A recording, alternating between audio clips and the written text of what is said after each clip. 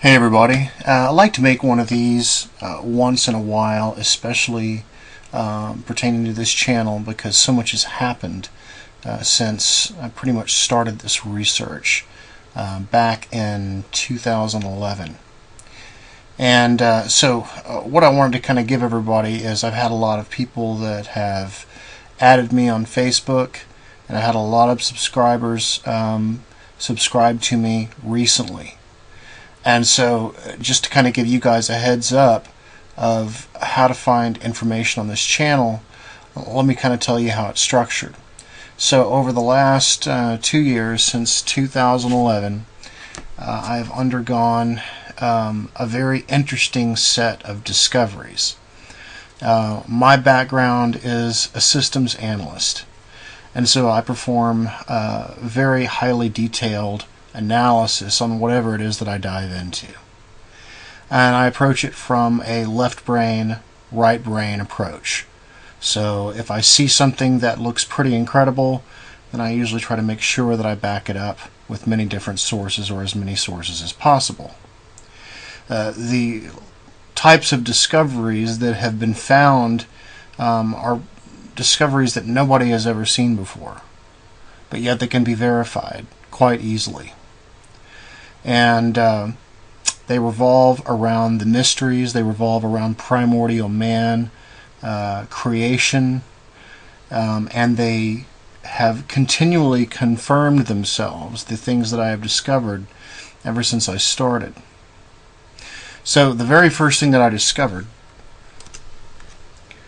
which was actually by accident, was I discovered some things that actually should not happen. And that is, I discovered that there were these matches between the Orion Nebula and these cathedrals that were built way before. For example, the Orion Nebula that you see right here is an infrared. This high altar that you see right here was built in 1737. Obviously way before we had infrared capability. And this kind of thing I found over and over again. It's across of these various cathedrals. Why did this happen? Well, it happened because when I began to look into this kind of stuff, I at first began to look at the texts, and then I realized that everybody had their own idea of interpretation. There was a lot of fighting going on back and forth between what this says, what that says, the King James Bible version versus this version, and what have you. And there's a lot of hostility in that. And so I decided to take a different approach, because I felt that by looking at the art, that the art would not lie, because it is what it is. Once it's created, it's created. And I had no idea that I was going to stumble upon what I did. And I started stumbling upon this common occurrence of the Orion Nebula being depicted in these various cathedrals. Now, what this spun off into was, for example, I started noticing the symbolism that was corresponding to the various areas. For example, you see right here, it's the symbol for Yahweh, or the Tetragrammaton. And that corresponds to this bright area right here inside the Orion Nebula. Well, as I began to take a look in these other various cathedrals, the ones that where it showed up with several different names associated with it. One, of course, was the Tetragrammaton that you see right here. And in other churches, such as the Church of the Jesu that you're looking at right here, in the very center we see IHS, which is another name for Jesus. And so I started seeing that, okay, well, there's this particular area right in the center here. And what I kept noticing was that there were these angels that kept circling around this bright spot, just like we saw in the Tetragrammaton in the last photo. Now, the deal is that these discoveries have continued to confirm themselves, because as I noticed that these angels were circling around this bright spot, I decided to go and check that out and see what was actually in the middle of that thing. Well, obviously we can see here that it's the Orion Nebula, but in the other one we saw the Orion Nebula close up. And the Tetragrammaton, which is what was really bright, actually turned out to be that trapezium that's in the center of the Orion Nebula. So I began to uncover this various art, and the only way that it can really be described is that it appears to seem as though people are pulling from some kind of a dream state, which I took a look at later and found that it had something to do with Carl Jung and the collective unconscious, but it expands beyond that. I don't want to go into details here. I just kind of want to give you a brief of what's been happening here.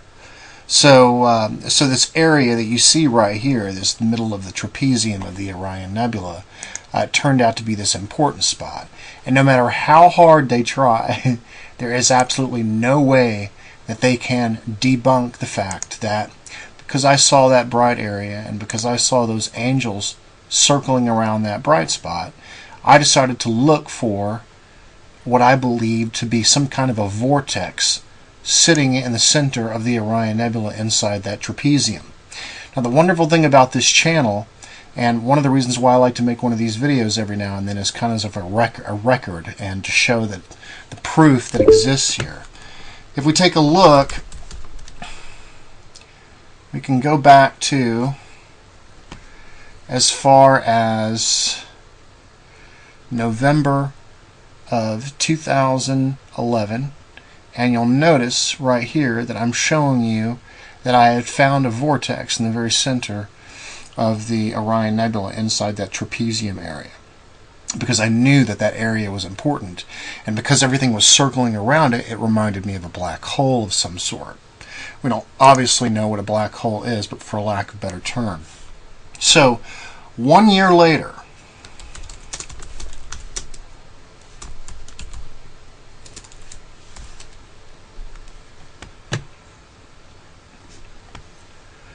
One year later, you see that on November 5th, 2012, that NASA and a team of international scientists announced that they believe that there to be a black hole in the very center of the trapezium, exactly what I had suspected. Now, the significance of this is that I had found this based on art in cathedrals, and this does two things. It yields credibility as far as my ability to be able to assess what I was looking at, and, of course, the confirmation later on, 1 year later, obviously, it gives me instant credibility.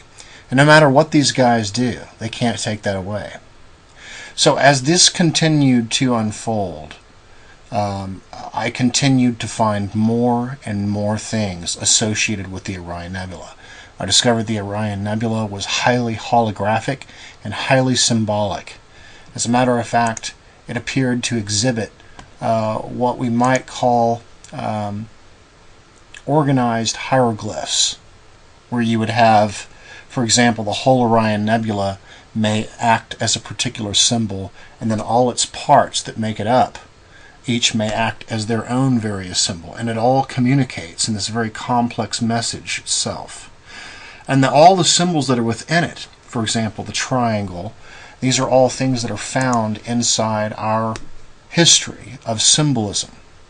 Now, one of the reasons I went down the road of symbolism is because of the issue with words. Symbolism is universal, and it doesn't lie, because symbolism actually dates all the way back to nature, where we first saw things. In fact, the ancient Egyptians believed that nature itself was actually symbolic writing. All of this stuff happened later on. But what's important to understand about this channel is that for if you want to get an idea of what's going on, I see a lot of people are going back to very early videos and so forth. You must keep in mind, though, that what you're looking at is an evolution, where back in November or 2011, somewhere around there where I made my first discoveries, it became a discovery process. And so my approach was basically to start researching all of the various ancient texts and find a couple of people that I could get my first reliance on. I chose two people that I use most of the time, and then of course what I'll do is after I listen to them, then I go and back it up with the ancient texts. One of them is Manly Hall, which is a 33-degree Mason. He's no longer with us, but brilliant man, and one of the reasons I chose him was because when he presents his material, he presents it from an aspect of comparison among all of these various religions and so forth. And also, of course, since he was a 33-degree Mason, he knew what he was talking about. So, of course, I would use him as information to get that first, okay, here's the information, now you got to go out and verify what he's saying. So I would actually do that.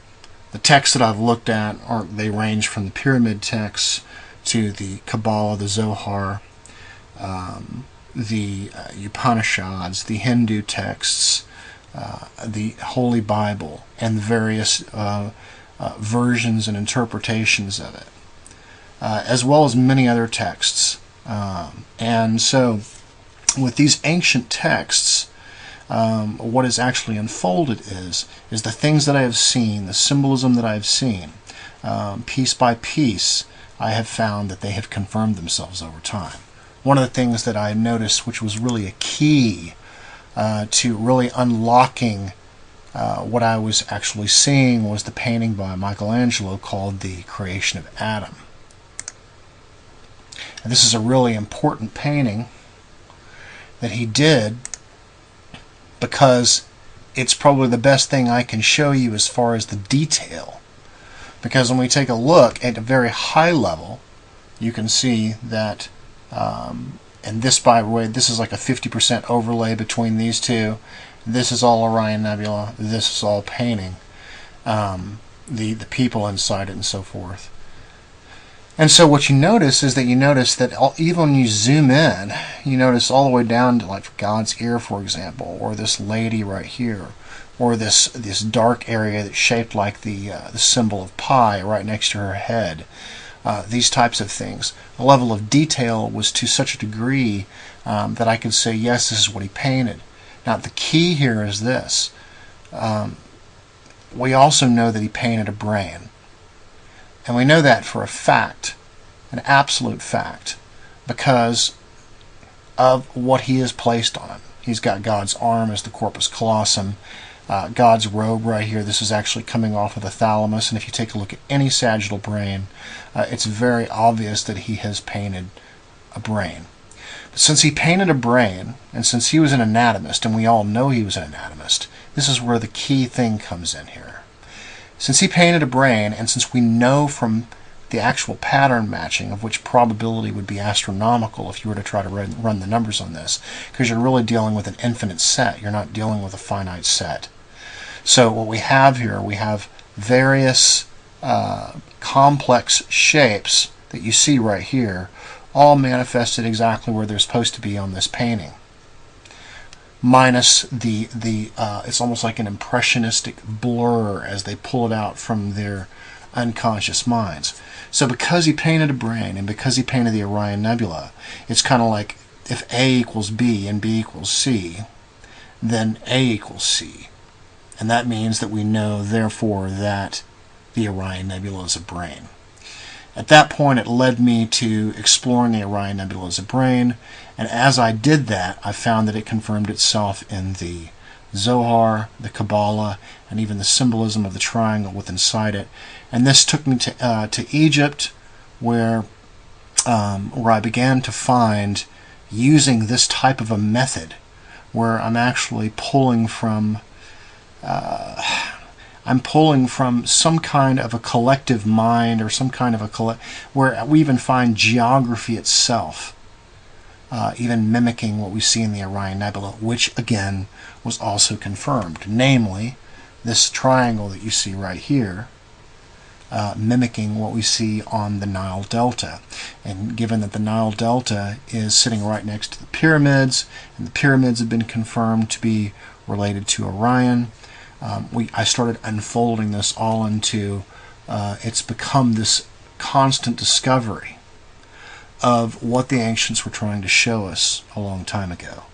So the point here is that if you want to get to the most recent material, I mean, if you want to go back to the 2011 time, just know that I was still formulating my discoveries at that time.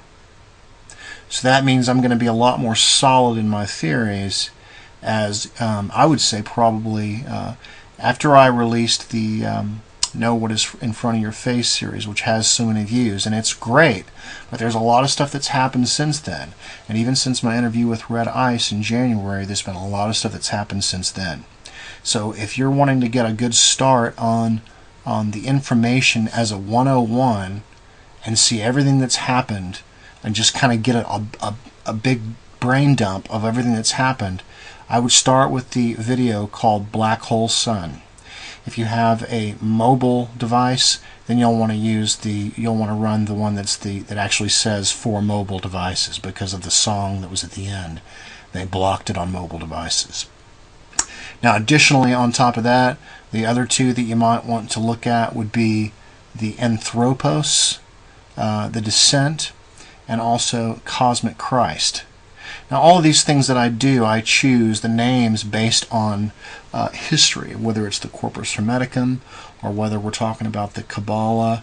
And what we find is that the universe actually, we actually are created in the image of God, and man is actually this anthropocentric idea of the universe, where everything revolves around man. We actually see man all over the universe. And this is why these guys that were studying the Kabbalah, and why we even hear Manly Hall talk about this, that they figured out that man was, if they wanted to unfold what the universe was like, they took a look at man. So I go all over the place. I look at Hermetics. In fact, I don't really stop. I look at everything. Blavatsky, she's been great because she does the same thing Manly Hall does, where she goes across culture. Now, what you'll find is that people will like to attack and try to bruise the credibility of these people. But they do that because they know the majority of the people they're not going to go out and do the research and look. I actually do the research and look. And as a matter of fact, I use these people that say, don't look at this, don't read that. I use them as a signal, because as soon as they tell me not to read something or look at something, that's exactly what I go do. Because as soon as they tell me that, I know that that's where truth is going to be. And what you find is that the only way that you're going to get to the truth about anything is to do a comparison across everything. So that's what my channel is about. I'm unfolding some things where these guys have painted things that they shouldn't have been able to see. This painting that you see right here in front of you was done in 1511. And what you're looking at there on the top left is a 2006 Hubble version. Also, mind you that these have also been checked against amateur photography as well, in case any of you don't trust NASA. I didn't trust them either, but I actually checked, and amateur photography checks out. And so therefore, since it checked out, I decided to go ahead and go with the most highest resolution version, which is the NASA versions that you can get. And so we painted these things, and others have painted similar things. And what actually has unfolded in all of this is that there is various symbolism that is contained in each one of these paintings. And there are themes, in other words, what is actually happening in the painting that is going on. And this level of communication, this level of information that I'm tapping into has never been wrong. I've never contradicted what I've been saying. Everything that I've been saying, everything that I've predicted, even that the Orion Nebula being a brain and it turning out that this is exactly what is described inside the Zohar, the Kabbalah, and when we take a look at Kabbalah and the way that creation first started, even the way that it's described by Manly Hall, just listen to my Cosmic Christ video. And why I use Manly Hall as a narrator is so that I can let him tell you, in case people don't want to believe me, they can listen to what he has to say. So I can fall back on him and show you what I have discovered at the same time. So it kind of works out nicely. So anyways, if you, I just wanted to give you a heads up on that. Like I said, all the way back in 2011, if you go back to those earlier videos, you're going to see me kind of making discoveries, stumbling around, having some ideas about things, but you're going to see that evolve over time. And so Black Hole Sun, which is one of my more recent videos, is about a 45-minute video where I really go into a lot of detail, which is probably the most up-to-date. And then I expand from there. I start mapping things out as far as the body, which is what we actually see also. And I show you some things, for example, Hermes Trismegistus and the Anthropos. I go across culture all over the place, and I use people like Manly Hall and Blavatsky and other people like this as well. And I always present the information and show you where I backed this stuff up. So anyways, that's a little bit about my channel. I wanted to put that out there for everybody because I've gotten a lot of subscribers lately, and I kind of want to let you know what's up. The information that I put out here pisses a lot of people off, and so you're going to see a standard 10 or 12 thumbs downs on every video that I put out, just because there are religious institutions, and typically it's these Christians or these people that are in fear all the time of this, that, and the other, and afraid of symbolism, and have not done any research. These people are the ones that typically get pissed off and are trying to take the channel down. There's a couple of people out there that have really made themselves look like fools already. True Theory is one of them.